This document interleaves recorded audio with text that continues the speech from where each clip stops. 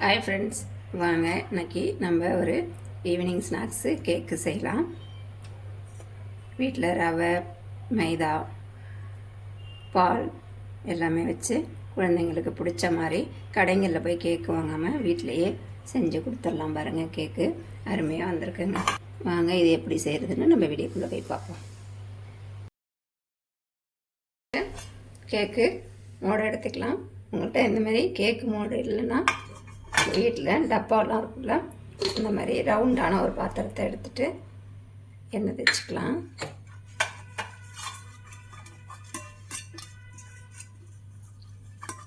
எண்ணெய் இல்லைன்னா நெய் சேர்த்து ஃபுல்லாக தடவிக்கலாம். பார்த்திங்கன்னா எண்ணெய் தேய்ச்சாச்சு. கோட்டிங் பார்த்திங்கன்னா மைதா மாவு இதில் தூவி விட்டுக்கலாம்.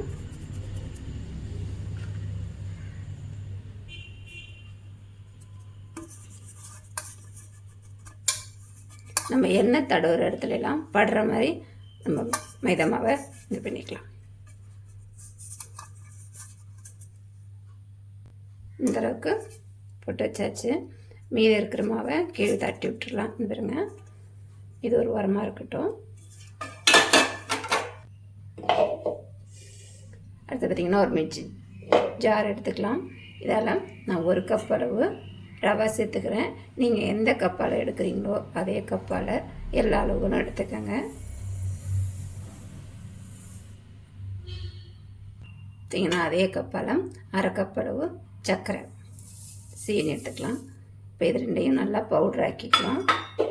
வாசனைக்கு பார்த்திங்கன்னா ஒரு 3 ஏலக்காய் இதையும் இதோட சேர்த்து அரைச்சிட்டு வந்துடும்.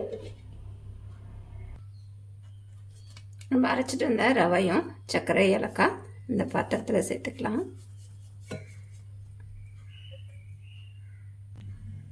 அதே கப்பால் பார்த்திங்கன்னா 1/2 கப்பு மைதா, நான் மைதா எடுத்திருக்கேன். நீங்கள் மைதாவுக்கு பதில் கோதுமை மாவு கூட எடுத்துக்கலாம்.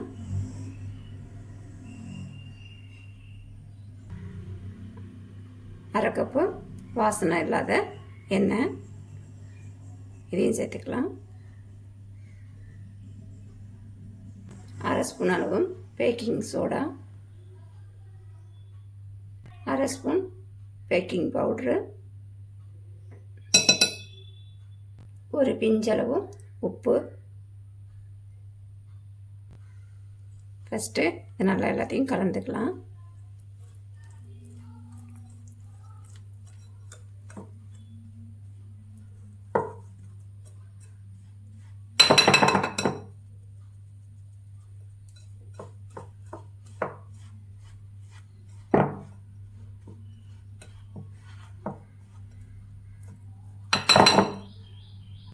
பார்த்திங்கன்னா 1 கப் அளவு காய்ச்சி ஆற வச்ச பால் தான்.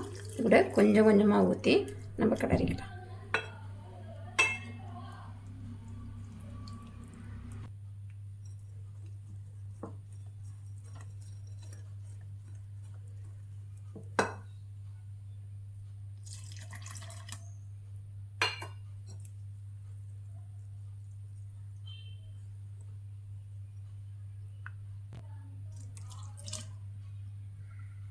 நான் 1 கப்பு பாலையும் இது கூடவே சேர்த்துட்டேங்க.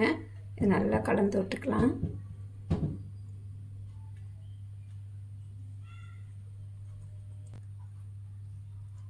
பார்த்திங்கன்னா இந்த அளவுக்கு இருக்கணும். அப்போ தான் நம்ம ரவெல்லாம் வெந்து வரும். இப்போ நல்லா கலந்து விட்டாச்சு. இப்போ நம்ம ரெடி பண்ணி வச்சுருக்க பவுலில் இதில் ஊற்றிக்கலாம்.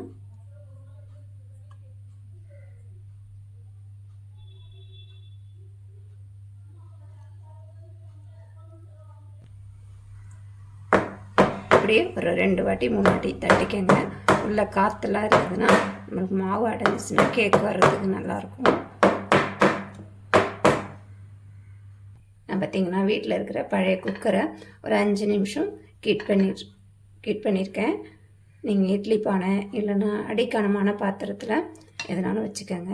இந்தமாதிரி ஒரு ஸ்டாண்டு போட்டுட்டு நம்ம ரெடி பண்ணி வச்சுருக்கேன் மாவை கேக்கு இது கூட வச்சுக்கலாம்.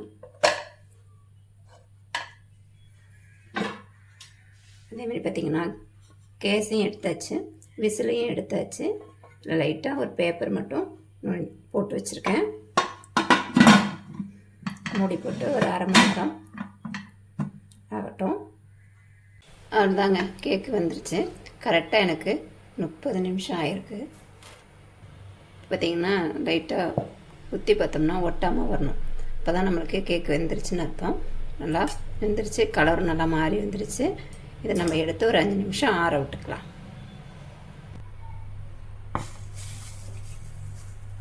இது மேலே கொஞ்சம் எண்ணெய் அப்ளை பண்ணி விடுங்க. அப்போ தான் நம்மளுக்கு மேலே காஞ்சி போகாமல் இருக்கும்.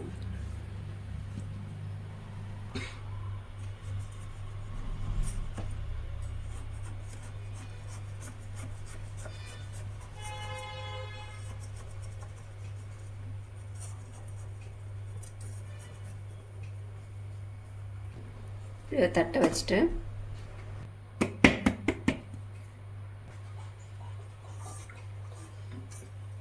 பாருங்கள், ஒட்டாமல் நல்லா அழகாக வந்துருச்சு.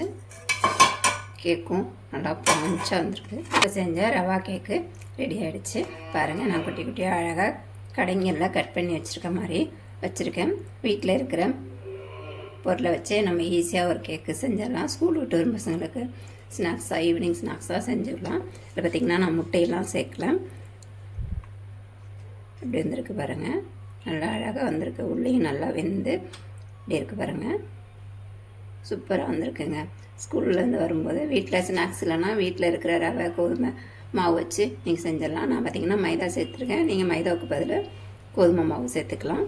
இன்னொரு வீடியோவில் சந்திப்போம். வீடியோ பிடிச்சிருந்தா லைக் பண்ணுங்கள், ஷேர் பண்ணுங்கள், கமெண்ட் பண்ணுங்கள். மறக்காமல் சப்ஸ்கிரைப் பண்ணுங்கள். இன்னொரு வீடியோவில் சந்திப்போம். பாய்.